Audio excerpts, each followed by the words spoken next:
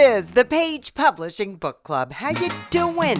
I'm Alice Stockton Rossini. Brett Stevens is a young, successful realtor flipping properties in western Pennsylvania. But a few years ago, he was diagnosed as bipolar and realized he has a condition called hyperamnesia, the ability to recall very detailed events during trauma. He decided to start writing about these events to better understand them and now shares them in his book entitled Crossover.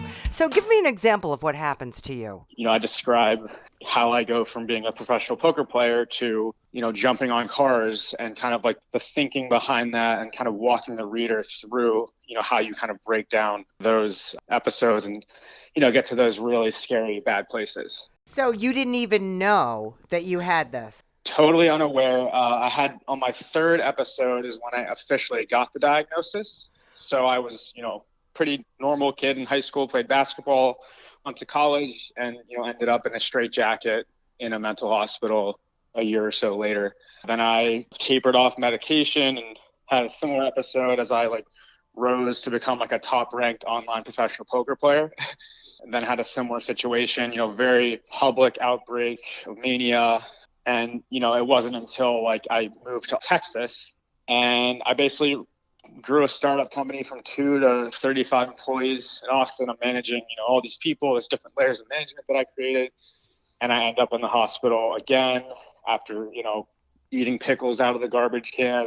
And then finally I got the diagnosis and I've taken my recovery seriously. And I'm in a very good place now, running a real estate company and really reflecting on and advocating for mental health now.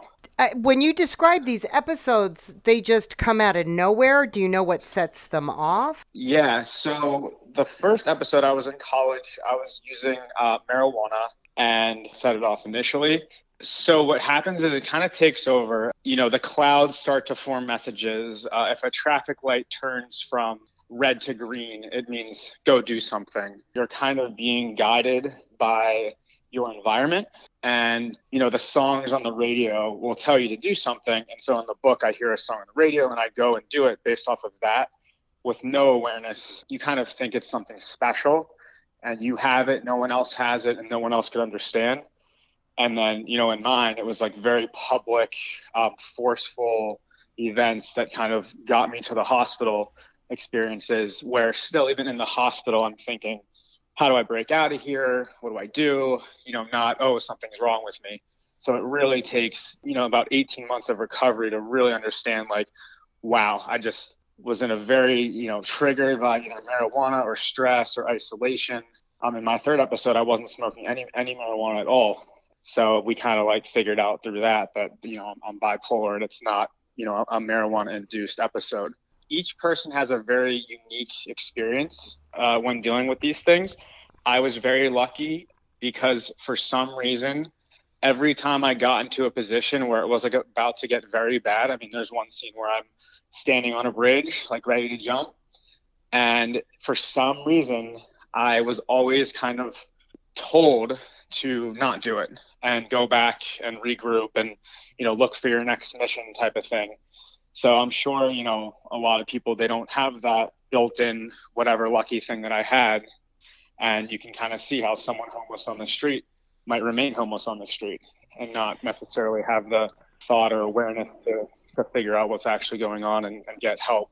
And I'm lucky to have the support and family around me to really help me with those things. So I have a Facebook group called Crossover, A Look Inside a Manic Mind. And I'm doing some marketing and ads on there I feel like people reading the book is probably the best way initially for me to make an impact. I have Instagram and Twitter accounts that I've just recently set up. It's crossover_book. And really what's been cool, I made a LinkedIn account for Brett Stevens. And I've just been connecting with therapists and doctors and, anyone in that field.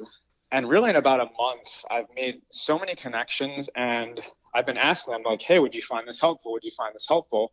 And a lot of people are replying yes. And then I'm getting the book in front of them that way. I'm going to get certified in mental health first aid. So this will allow me to basically run a classroom of people who want to understand how to help others that are going through it. And I'm hoping that I can get pretty comfortable with that and just kind of see where I can go with that. But I really have to get my own skills up before I think too big about how to spread the message. But that's kind of my plan, learn how to do it, talk about it, get the book out there, and just see where it goes from there. You're going to help a lot of people, Brett. Thank you. Demetrius Sandridge was a chauffeur for a multi-millionaire in Detroit, where his mom was nanny and housekeeper. And when he really studied how this man became so wealthy, he learned valuable life lessons that he shares in his book entitled Breaking the Chains of Poverty. After being with this gentleman, this multi-millionaire for years and seeing how he navigated his life, it inspired me. And what I noticed was how he processed information. And that turned the light bulb on for me. And so I just began to research it and try to figure out what I need to do differently. And what I realized was that poverty was a mindset. And because you're in a certain environment, it causes you to think a certain way. And my mind began to expand because I had an opportunity to go places that I never went before, see things that I never saw before. And my mind began to open up, and I began to understand that it was my surroundings, it was my environment that was really holding me back. In essence, it was my mindset. So I began to write about it and began to pull myself out of poverty. And, the main reason really was to sow back into my mother. I wanted her to experience the life that I knew she could experience, and I wanted to position me and my family to do that. A lot of the building blocks help me where I am now. Had I not went to jail, my home was foreclosed on. So you went down a little rocky road there before you... Of course. I still had some of that residue from poverty because that's what I was used to. So it took some time to break those chains. How do you get to the young guys that are in jail for the first time right now or on their way because of poverty? It's the people that you surround yourself around. If you can just break free for a moment, if you will, and get around someone that is where you're trying to go, and ask for help. Just ask. I need help. I mean, people are asking me, how do you do this? How did you get from there to here? And that's my opportunity to share with those individuals how to get this thing done. It's easy, but you really got to position yourself to be in the right place around the right people, and then your life will begin to just take those baby steps, and you'll find yourself where you need to be, in the future. All right, Demetrius, thank you. Mickey M.A. Shepard has decided to set the record straight on adoption. Her book covers the often difficult process of adoption in various states, dealing with lawyers, doctors, birth mothers, and why it's all worth it. The name of her book, In a Heartbeat, The Miracle of a Family. My book is about three things. It's about the law of attraction. It's about biology doesn't create a family, and it's about adoption. We've had the most wonderful experience. I was involved in real estate, and I was in San Antonio for a conference, and a friend of mine said, "Have you and Tom ever considered adopting?" She said, "Would you if you could?" I said, "In a heartbeat," and that's the name of the book. 2 years later, I was at another meeting, and my husband called. He said, "Who's Carol Thompson?" And I said, "My realtor friend." He said, "Well, she has a friend who decided this morning she wants to put her son up for adoption, and do we want him?" That was April 5th, 1990, and we adopted my son at birth. I was in the delivery room. And they wrapped him up and they brought him over and they're going, "Who do we give him to?" And that's when your heart stops. And so she looked at him and she said, "Hi, CJ. Welcome to the world. I want you to meet your mother." And then we went through a lot of things that people don't understand about adoption. We hired an attorney in both states to terminate her rights in Minnesota. I sent her a letter once a year with pictures so she'd know what was going on. 1 year, we had moved from Colorado to Arizona, and then we moved to New York to let him grow up around family. And the plan was at 18, we would offer him a chance to meet her, and it would be his choice. He always knew. I mean, it wasn't like a big surprise. And he said, "Not really. You're my mom." But at that time, in 1990 and after that, there were so many bad adoption stories out there that I think it scared a lot of people from even trying. And so My whole thing has been if I can get a good news story out there, people can find out how wonderful it is, not to mention it's an incredible, loving choice for the birth parents as well. That's what I'm trying to do. I just want people to be aware. I'm not trying to change all of their thinking, but at least know there are other alternatives, because there's so many families waiting to adopt in the United States. Anywhere from 1 to 2 million to 8.1 million, and it's growing. This all started because my dad came into my life when I was 12. So he wasn't my biological father. And as a result of him coming into my life, I believed every good thing that ever happened to me after that was because of him. My grandmother worked for the phone company and asked everybody to please take an orphan home for the holidays. So they did, and they adopted her. But my mother carried on that tradition. My brother had befriended a friend who was a new kid in school when they were 12, and they were on their way home, and they stopped at his house, and his family had moved without telling him, and he became part of our family. His name was Chet Holmes. He wrote a best-selling book in 2007, and he said, if your mom hadn't adopted me, my life wouldn't have been like this. I lucked out. A local person started a bookstore in town, so we did a book signing there. I've gone to a few book clubs, and right now I'm working with somebody who used to be a producer for Oprah, and she's helping me get the message in a way that I can get it out to TV and radio stations. All right, Mickey. Well, good luck. Terry Ribbon has been a writer all of her life, but it was her journey with her mom through lung cancer that finally compelled her to publish her first book. It's entitled Through Your Daughter's Eyes. Now, you say your writing was your outlet. It really was. It was my outlet. I put it all together, and it took me many, many years because I was afraid to let it go. We went through a lot. First, they thought it was her kidney. They removed part of her kidney, and then they took part of her lung, only to find out it had really stemmed from the lung the whole time. She was my best friend. We did everything together, and this was our journey together. And I finally let it go, and I finished it, and it was hard to do. I didn't want to finish it because that was the end. You know what I mean? It's about her journey through cancer in poetic form, and me as a daughter looking through her eyes of what was happening to her and everything around her. And while I was with her through chemo, I would write. While she slept, I would write.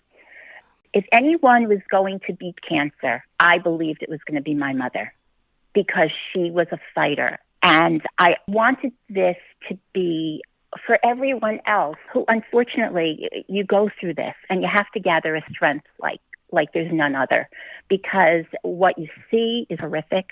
What you feel is helpless. You can feel so alone, and you can feel like you're the only one going through this, but you're not. There's so many people in this world, unfortunately, that are going through the same thing, and you have to gather together to hold on to one another, lift yourself up, because you have to always look for tomorrow. Because if you're not looking for tomorrow, you have no hope. And I really believe, even if we had people who would come to visit her, if they weren't positive, I would ask them to leave, because I never wanted there to be negativity in that house. Yeah. And some of her friends are referenced in the book. Two of her best girlfriends from childhood. They came. It was November because it was the election year, and she, ill as she was, we put a fur coat on her. She had her pajamas on, and she insisted that we take her to the polls so she could vote. And we did. We had always wanted to write a book together one day. A book like this, no. But I feel that this is us together, and if we can help others like ourselves who unfortunately have gone through this, then it's doing what it should. Right. And that's what I want. I just had my first book signing, which was wonderful. And I had feedback from people who I didn't even really know.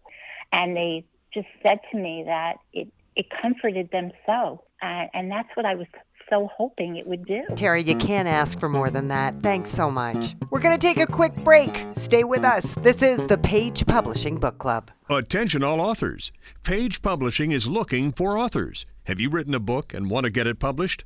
Page Publishing will get your book into bookstores and for sale online at Amazon, Apple iTunes, and other outlets. They handle all aspects of the publishing process for you: printing, cover art, publicity, copyright, and editing. Call 800-204-6099 now for your free author submission kit. That's 800-204-6099 for your free author submission kit.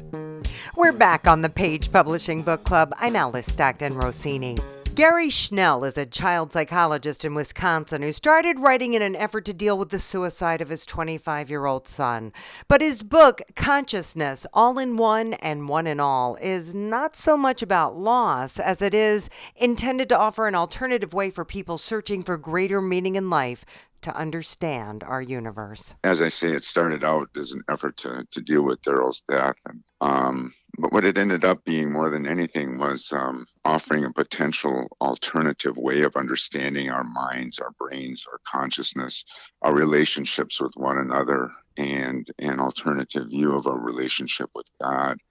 And this is where I found my difficulties. We all tend to live our lives at the mercy of our senses and brains. We view other things as separate and different from us, and that includes God. We live a life of separation and fear, and it was in that perspective of God being up there and me down here, of right and wrong, good and evil, heaven and hell, that I just could find no peace regarding the death of my son.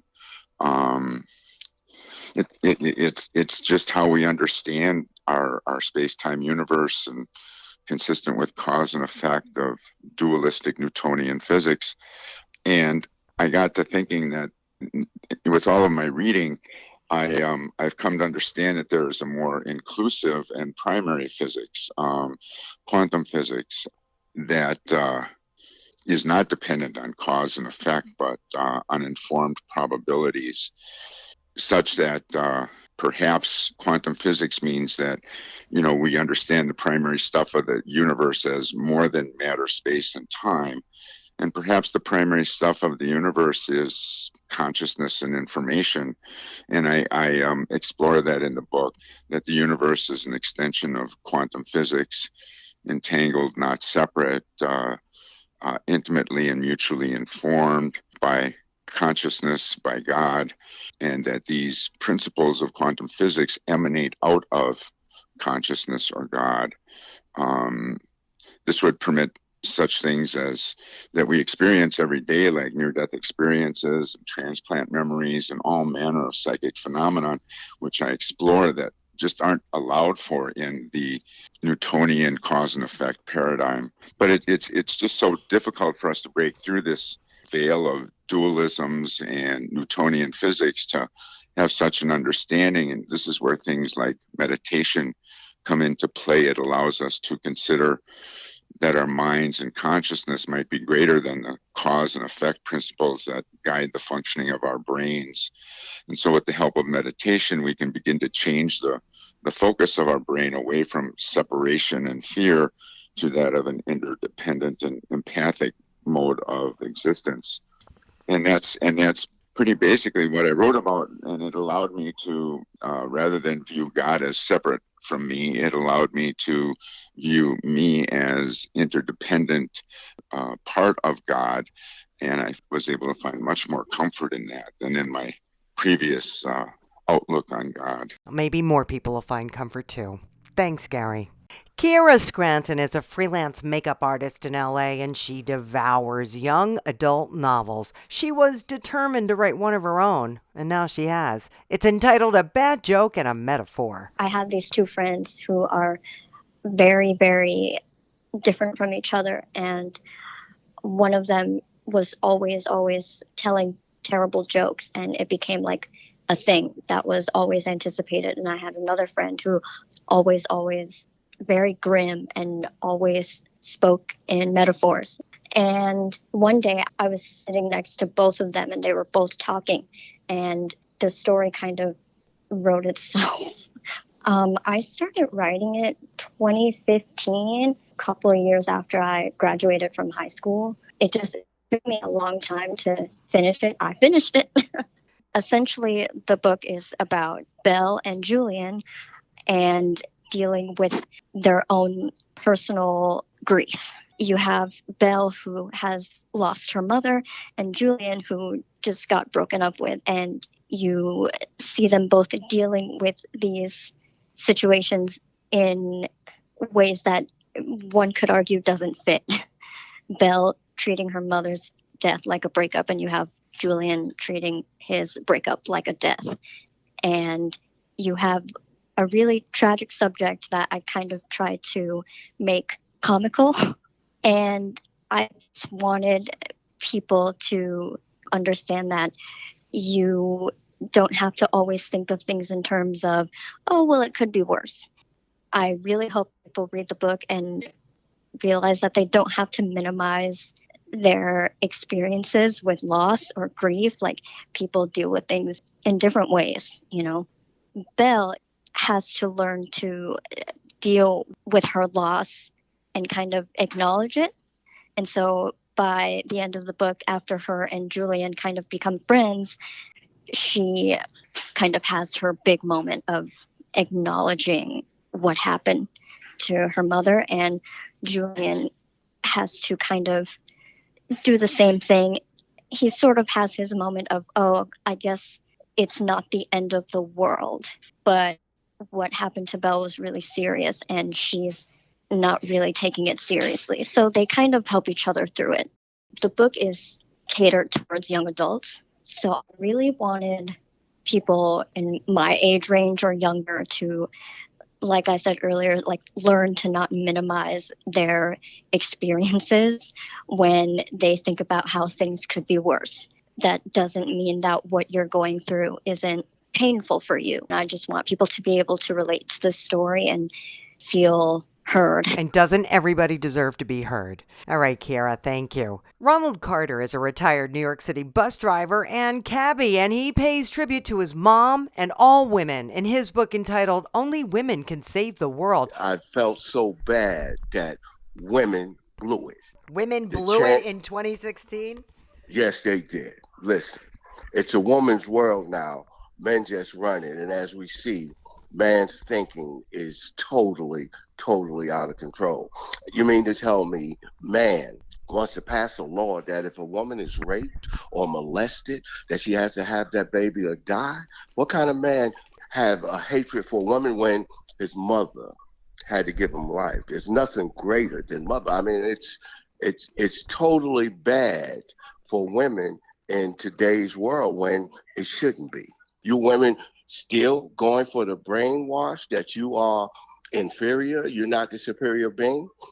Let's see the man who can carry a child for 9 months. Hear, hear. You know what I mean? It's basically about my mother, my idol. It's all about mother.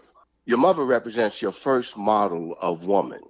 Okay, so if you have a hatred for a woman, that must mean you have a hatred for your mother.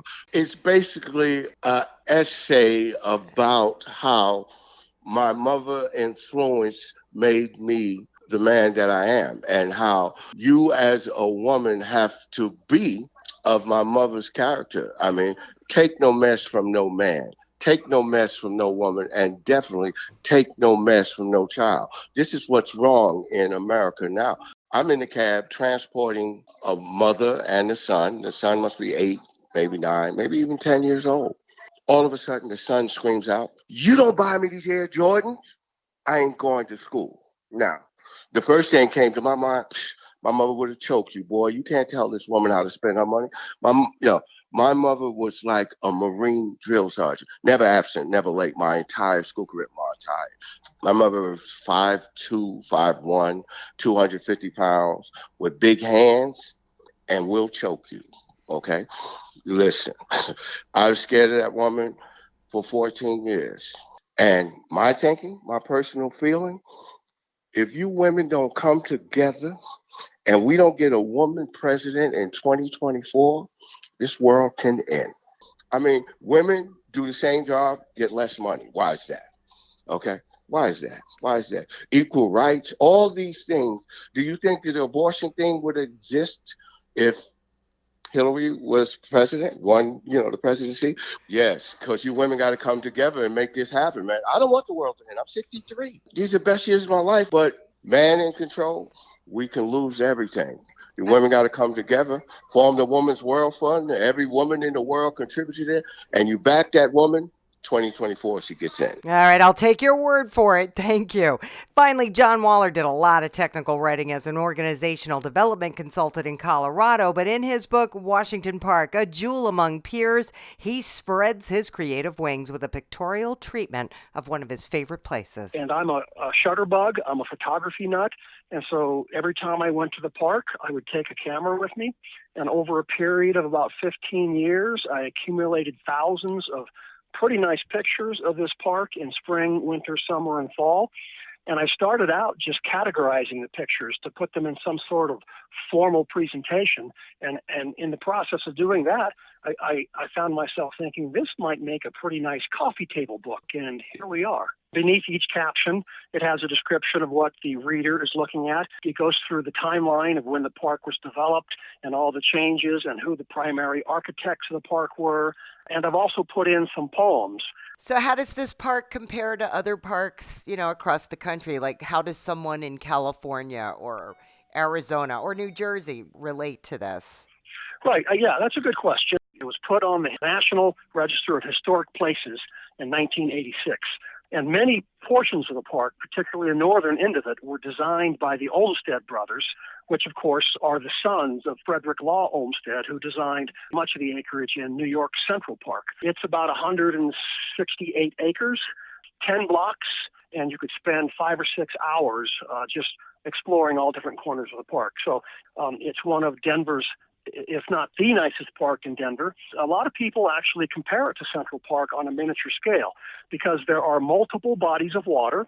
There are historical structures and statues and artwork. There are 2 very large flower gardens. One of the gardens is called the Perennial Garden.